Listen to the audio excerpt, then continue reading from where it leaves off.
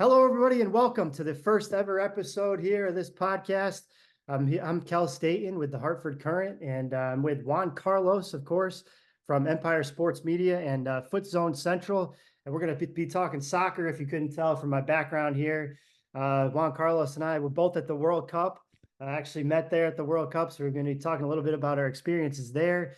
And of course, the Premier League as the season has kicked off, biggest and best league in the world and anything else along the world of soccer. So, Juan, how you doing today? Hey man, how are you then? Starting this podcast and coming back from the World Cup as well. Like how you feeling after, all that we've been through this couple months? It took a while to settle back in. I feel like it took a while to come back to reality, but I feel like I'm back there now. Hmm. It was a great run. I think both of us went to about 9 games at the World Cup. Yeah, Um, 9 games, including the final. yeah, So including the that was a final. pretty big deal. Absolutely insane. And I gotta say, I did have some imposter syndrome standing there. Mhm. And especially that long line getting into the final, as we know, was obviously President Trump was there, and that was the reason for that, getting in with security. But I was actually standing next to Thomas Frank for a Mhm. couple minutes in that line, the former Tottenham coach. Oh, As a wow. Tottenham fan myself, I almost wanted to ask what went wrong, what happened there, but kind of refrained from doing that. I'm sure you have some crazy stories as well of people that you met at the World Cup. Just what an amazing experience it was for me.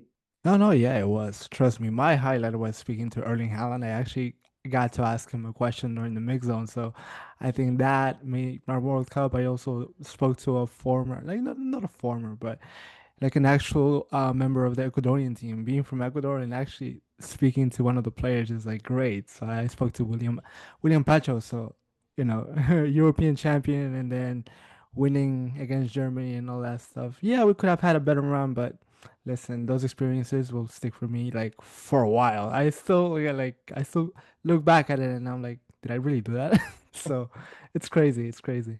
Same. And yeah, that's obviously they had that amazing moment with the goal against Germany. Were you at that game actually, Juan? I know Yeah, I you. was at that game. Yeah, that was an amazing game, amazing moment. Yeah, we actually met. I think that the game where we met was, I think, 2 days before. I believe so. It was in Boston, yeah.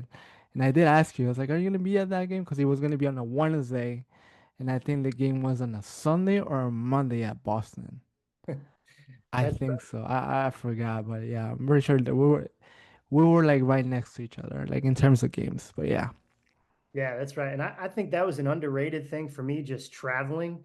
Mm-hmm. I'm based in Connecticut, and it was actually kind of perfect in terms of a middle spot. I went to a bunch of games in Jersey and a bunch of games up in Foxborough, but it was kind of perfect as far as like a middle spot going back and forth. I know for you, it must have been kind of a nightmare trying to get into. No, no, yeah, it was rough. I mean, I kind of wanted to space out the games, knowing that I wasn't doing the driving, but I was like kind of being mindful of like the distance and whatever. All that takes into account driving and doing those trips. But I had my photographer with me that was like pushing me to do all these crazy adventures. And but like, listen, we did it.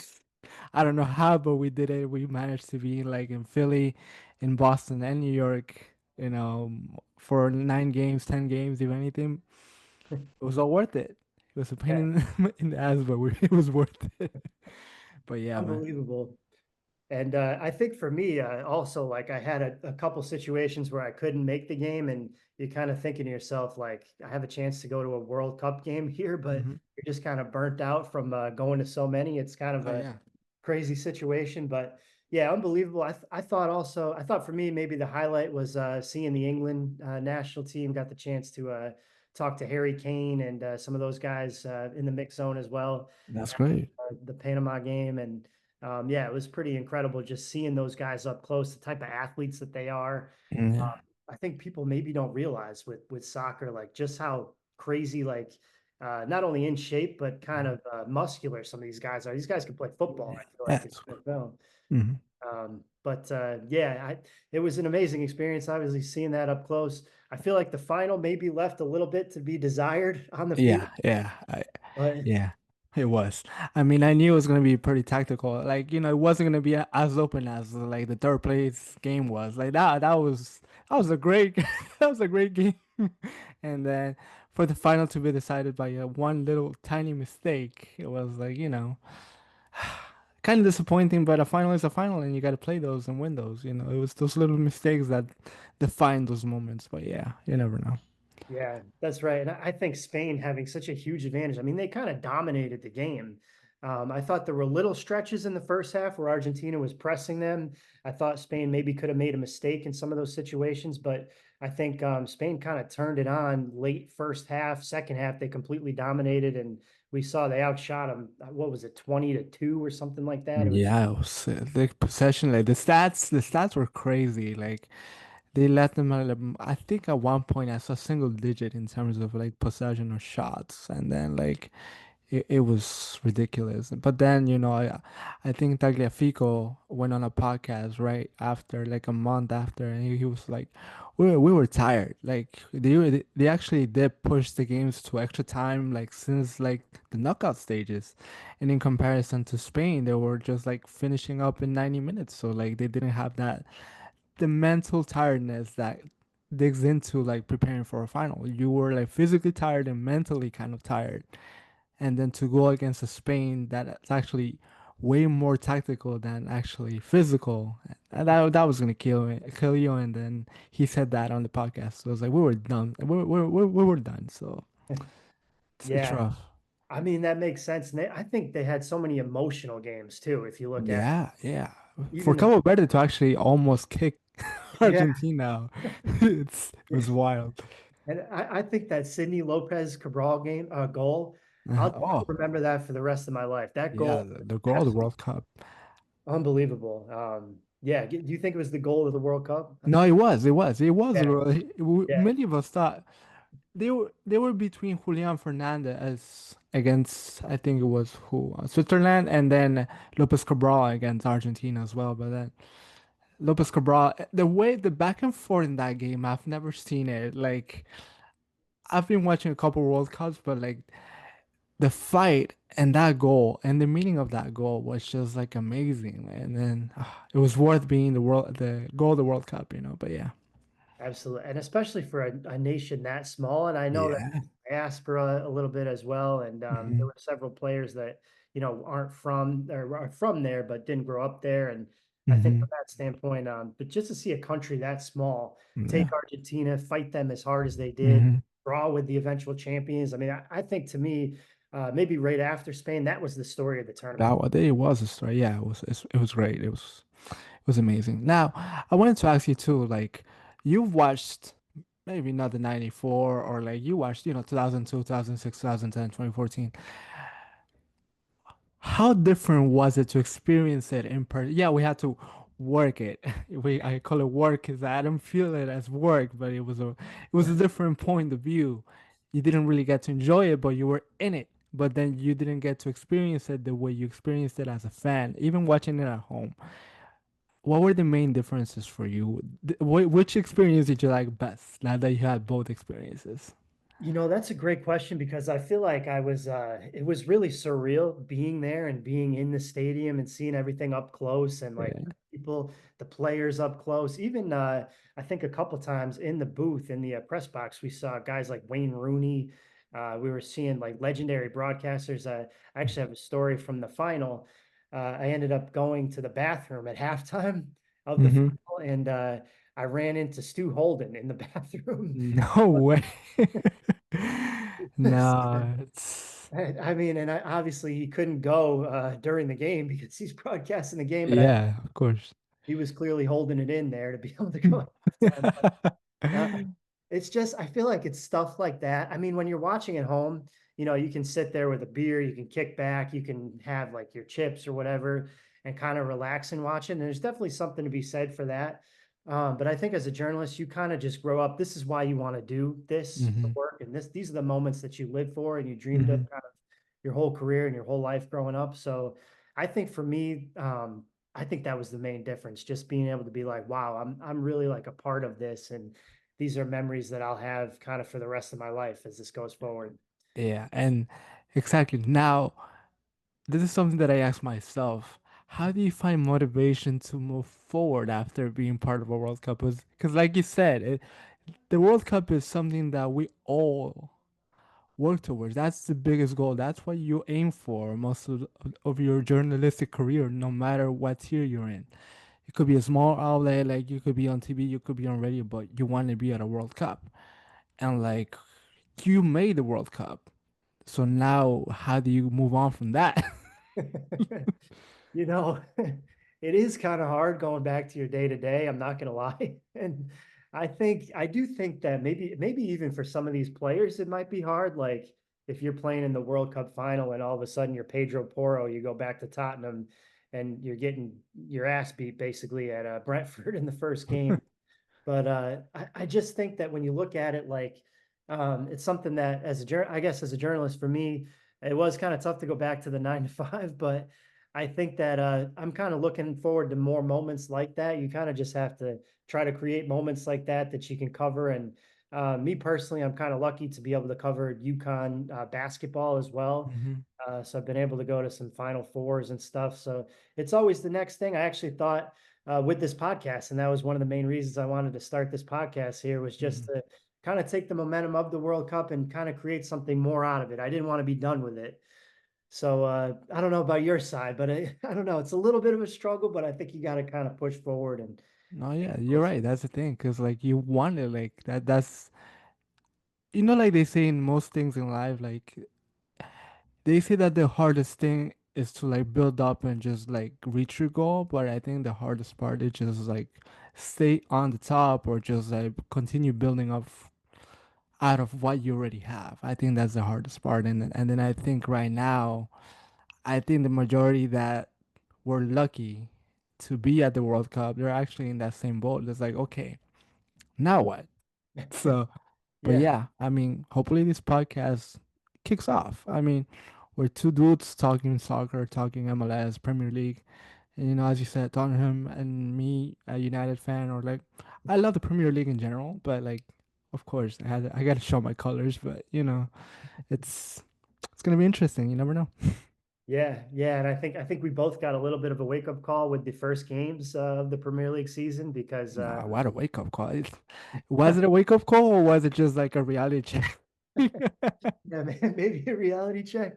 I don't know. For me, I was quite surprised, to be honest with you, with that United performance in the first game of the year. And I know that this has happened a lot in recent years, and maybe we shouldn't be surprised. But I thought Michael Carrick, he really turned things around last season to open the gates like that against Hull City. I mean, how does that feel as a fan? I feel like just to put it like to make the long story short, I feel like that's like a pattern, like a never-ending cycle with United. Like you get the interim coach closes it out really good, he's a savior. Then you get him the long-term contract, and as soon as he gets the real chance, he flops again. I mean, the only one that's been able to actually do a decent job till this day has been Mourinho. Wow, Mourinho. Yeah, and then because Solskjaer did it too, but then he kind of lost the dressing room as well. Same thing, Then you start off hot, and then you give him the chance, and then boom, he loses it. I don't know if he loses himself or he loses the locker room, but it always happens, and now it's happening again. I know it's the first game, but it's we've seen that movie before, and like, trust me, I've seen United since the golden days per se, but then I've seen the decline, and then seeing this week in and week out, I'm like, Jesus Christ. At least Tottenham has a stadium and anything. Oh yeah, you're going through a rough patch, but. You managed to stay in the Premier League, which that was a close call last season too. How Yeah. did you go through that? That certainly was. That was something I think when I became a Tottenham fan, I didn't really expect to have to go through a Nobody did. relegation battle to that extent. But yeah, it was kind of amazing. I mean, I think a lot of fans, everyone kind of blamed Ange Postecoglou a couple of years Hmm. ago when things were really going bad. Hmm. I think people were like, this guy's not cut out for the Premier League. He doesn't know what he's doing. I think there was a Hmm. little bit of a little bit, not discrimination, but kind of something against him for being an Australian and not being at the top level per se Hmm. throughout his career. And I think that like the way he played, obviously, and not playing defensively at all and kind of going out too much offensively. But I think we kind of have seen over the last couple of years that this group of players is just not very good. to put it lightly. And I just think that it's kind of surprising because there's a lot of talent in the squad, but Mm. for whatever reason, Thomas Frank couldn't get the job done. And to me, he was a good coach. He did a good No, job at Brentford. he was, yeah. Yeah, I was shocked to see him perform as poorly as he did in the role. And then last year, I thought Roberto De Zerbi kind of saved us at the end of the year. And I was saying, as a Tottenham fan, like we should build a statue for him outside the stadium because Right. we needed him. He really came in and he got them believing at the end and pushed us just over the line. Mhm. Got those results down the stretch. I know we lost to Chelsea, I think second to last game, that where we could have maybe stayed up with that, but we really got the results we needed to. And I thought that it was going to kick on from there. And I realized Brentford away is Mhm. not the easiest game. I think when you look at them, they've beaten us a bunch of times in a row now, like a drum almost, especially on the road. Right. Um, but I just think, yeah, it was quite surprising, but then also not surprising to see them do that and lay another egg. And it's kind of upsetting as a fan because you want to get off to that good start. You don't want to feel like you're behind the eight ball already. Right. And it's Right. going to be one of those years again. But I feel like Tottenham, once again, that's what we've done to ourselves to open the year. Uh, just terrible, honestly. And now, do you see them fighting another relegation? Do you see them like in the mid table? Do you see them in top four? What's your expectations for them this season? I mean, coming in, I did think mid-table was Hmm. where they should be looking. And I think when you look at the squad, I mean, you look at the two teams in the World Cup final that we were just discussing. We had Hmm. Romero, who's not with the team anymore, and Porro. Two of those guys were Tottenham guys, and for them to play as poorly, and you had Jed Spence, who's now at Inter Milan as well. Those guys were key members of last season's team. Hmm. So it feels like, and Jed Spence played so well with England in the World Cup. It just feels like the talent is there, so you can't expect them to be near the bottom of the table again. And I Hmm. think with De Zerbi, I do think terrible first game. I think we saw though, if you watch the game, Mikey Moore was in there. We had some guys that came off the bench that started that opener that aren't necessarily going to be in our starting 11 going forward. I think there were a couple guys came in. Madison came in the 60th minute. Solanke came in at the same time. Those guys should be in the starting lineup. So I'm not quite pushing the full panic button yet, but it would have been nice to see them start off better and give us a little more confidence and hope going forward. But I do think I have to believe with hope and as a fan that we will be better than a relegation battle again this season. Yeah, of course. Same thing goes for United. I mean, we kept Bruno Fernandes. I know history is not on our side recently, but we're Manchester United. Like, we shouldn't really be in the situations that we're in, year out, season after season. But hopefully, we can secure like top four again, and hopefully, we're back in Champions League. So finally, Jesus Christ. So yeah, hopefully, again, it's just the first game. Things are just like, falling into place. Hopefully, it's just, a matter of a couple weeks, a couple of adjustments for both teams, and then we move on from there. But if things don't pick up again, like really, you Yeah. know what I'm saying? But yeah, man. And what do you chalk it up to, the first week performance? That do you think it's just like not having the cohesion of being together? I know the World Cup messed up a lot of the preseason for a lot of these teams. What do you think that is in that first game? I mean, honestly, that first game, it could be the World Cup because, like, most of the United players, like, I'm not saying half the team was out, but most of the core players were out on break. While, like, you could say teams like Brentford or like the lower team tables, like, had the full team, like, the whole summer, and they could like the coaching staff could work with them, like maybe some off days, they have better preparation. But then again, with the amount of players that they did have, this like at least the tie, or like there's ways to lose, or at least lose by one, lose by two, or don't make the mistakes that you did during during that first game, if anything. But like, again, first weekend, first game, hopefully by next weekend things improve. And I think that's such a great point because I was thinking that as well as some of these lower level teams didn't have or had their teams together throughout the whole summer. They didn't have guys Yeah. leaving for the World Cup. So Hmm. they're more together, maybe more Yeah. cohesive at the start of the season. And we saw some big time upsets, even Brighton destroying Aston Villa 4-0 by halftime. Yeah, but like Aston Villa also lost a lot of players. That's also true too. That is also a good They, point. they, I looked at, I saw like, I saw social media posts that highlighted the players that they lost. Jesus Christ, they lost half the team. So Yeah, I'm like, yeah. But then, like you said, Brighton, like, yeah, they came back and they worked and they did what they had to do and like they destroyed them, like you said. Like Jesus Christ. But yeah, yeah. I did not expect them to go up no, yeah. 4-0 by hmm halftime. That By was yeah, I think they scored one goal every 10 minutes or every 5 minutes, if I'm not mistaken. Jesus, that's how it felt like. But it was a rough watch, if anything. yeah, absolutely crazy. And I think if you look around the Premier League, I have to be honest, this season, I think to me the championship as well is a very interesting division this season with the Oh, teams that are. that's gonna be. Oh yeah, the championship also. Like, yeah. I just found out also that the championship does not have bars. So like, That's right. That's right. that's awesome. But then I also like, thankfully, I have a friend that like does content like promoting the championship too. I actually learned a lot of stuff from her publications. Lilibeth. I don't know, like the name sounds familiar, but yeah, it's gonna be interesting. I always like the championship too. Like the playoff format, the wants to get into the final, the top spots at the end of the season, going to Wembley. The whole format is great. So yeah.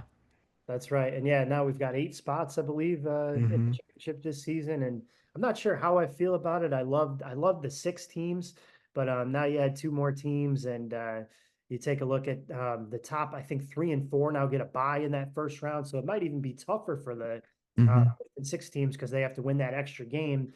But then Yeah. you have the possibility of someone who finishes in seventh or eighth coming up, which would be pretty crazy to see.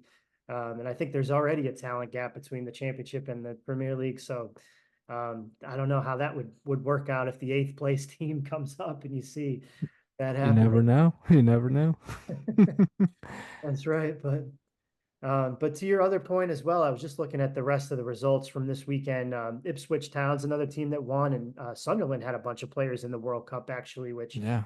maybe speaks to why they had such a good season last year and reached the hmm Europa League.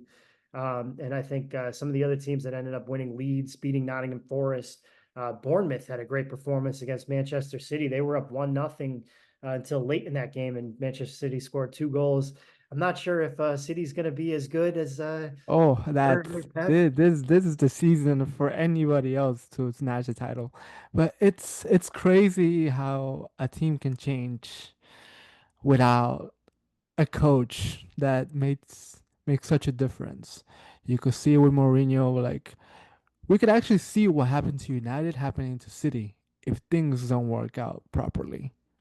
That's very interesting. It's a second chapter. Like it's gonna be part one and part two. Like, you could see night and day with City. It's gonna be interesting to see how they cope and how they adjust because Pep is one thing, right? But then, somebody else is. It's gonna be really hard to fill those shoes.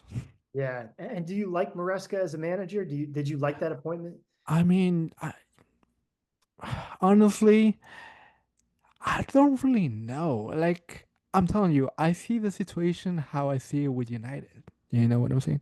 Because I went through it with United as well. So it's like, who is good enough to actually like take over after such a legacy was being made? In this case, in my side, by Sir Alex Ferguson. Same thing as for City. Like he didn't stay 25 years, but like the amount of time that he stayed, he actually conquered everything. He built up a system. He built up a school, if anything, like a school of thought, a school of like a soccer idea, and like left City in a way that like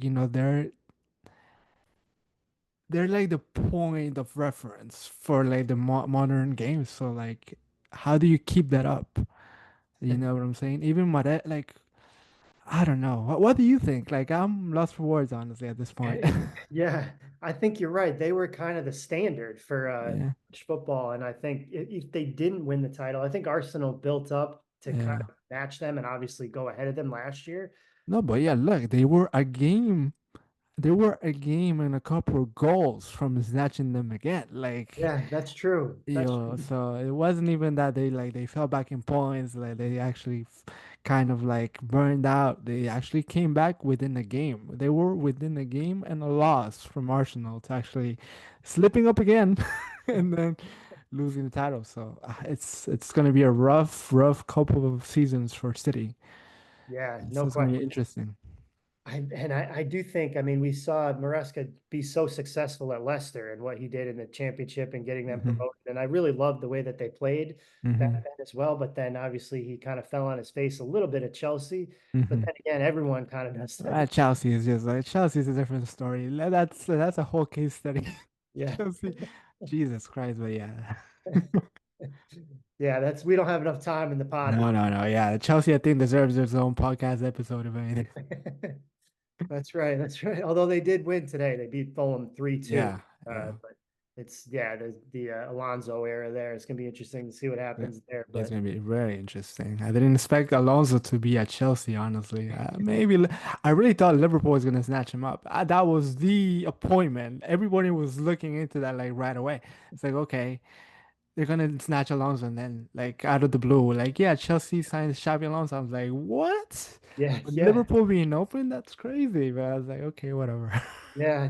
Interesting that he went there instead of Yeah, Liverpool, which that's is yeah, it's yeah, a steadier interesting. job, you would think. But yeah, with Liverpool, that's another interesting about thing about this season. And I think with all the new managers, I think Liverpool having a new manager in Andoni Areola, uh, Hmm. Bournemouth, I thought he did just a fantastic job at Bournemouth. And it's interesting to see him. Their first game against Newcastle, they were down 2-1, kind of got bailed out by a late penalty there at the end, which I thought me personally, I thought that was soft at the end. That It could have been solved. Yeah, yeah. Trust me. So some calls could be they're the right call sometimes. Some calls could be like, really, you call that a penalty? But it's okay. yeah. And I hate seeing that. That's a pet peeve of mine. If it's going to be a penalty, because a penalty changes the game so Of much, course, of course. I think it needs to be like clear cut. I think it can't be soft. I'm like that with penalties. I think handballs as well. Like if it's accidental, Hmm. not like the one that the Coventry Hmm. actually was the Hmm. Blackburn player had in Hmm. their opening game of the championship season, where he basically just stuck his arm out full extension. Obviously, Right. that's a ball, but anything. I think I'm a little biased too because of in the Champions League final in 2018 or 2019 when Musa Sissoko stuck his hand back. He was pointing to a defender Right. and had the ball hit his basically shoulder, and they called that handball. That was I got PTSD from that as a Spurs Oh yeah, I'm fan. telling you, some calls could be like really. So comparing to this one and that one, you call that one a penalty? Like we're gonna see a lot of those. I mean, you think VAR is gonna like rectify and actually be better, but if anything, they'd be like, really, you have VAR and you still call that a penalty? That is crazy. Yeah, yeah. It makes it even worse because you do have Hmm. VAR. Yeah, I So, like. and I think I've seen just an observation here. I'm not sure if I'd really put this out there for Hmm. sure, but I think the smaller teams sometimes get jobbed a little bit by VAR. I think Hmm. there's a little bit of a bias towards the bigger teams, just my observation in some games. Right, of course, yeah. But yeah, but looks like we have just over or just under 3 minutes left here, Juan. So Okay. I don't know if you want to keep talking Premier League, anything else that stood out to you or any other soccer as I we'll be I doing these. mean, MLS, just to like keep it under a minute, I think both New York teams are going through it as always, but we're still there. It's still early in the season. We still have playoff chances. The first eight qualify, and the nine goes to a playoff. So it's not like there's any danger there, if anything. But you never know with these Yeah, teams. that is But true. yeah, any final thoughts with your on your end too? No, I think, honestly, and we are on opposite sides for MLS as well with you covering NYCFC and I'm actually a New York Red Bulls fan. So Look at that's that. that's the stadium in the background here, actually. Yeah, yeah, it's very, very nice background, nice stadium when it's full, but let's Yeah. not get into that. Yeah, I don't know when this picture was taken from, but Listen, it looks nice. When it's full, it's nice. Trust me, it's a great stadium. Don't get me yeah. wrong. It is, and I mean, I'm really looking forward to the NYCFC stadium opening as well, the new stadium. Hmm. Really want to get to a game there Yeah. once it opens, but yeah, I think it's going to be great, and I think the rivalry there, if both teams are good, I Hmm. think it can be something and develop into something. I don't Hmm. know if you feel like, do you feel like NYCFC has become the city's team? Has it taken over as the city's team? Red Bulls have been there I longer. believe it's getting there. I think that's going to be determined when the stadium opens. That's where you're going to see, okay, who's the New York team? Like, who's really going to take over the tri state area, if anything, but Yeah, only time will tell. yeah, that makes a lot of sense, and we'll have a lot of pods to discuss that as well as Of course, next yeah. season. So then, yeah, any final thoughts? How do you want to close this out? First episode is the test run, Yeah, yeah.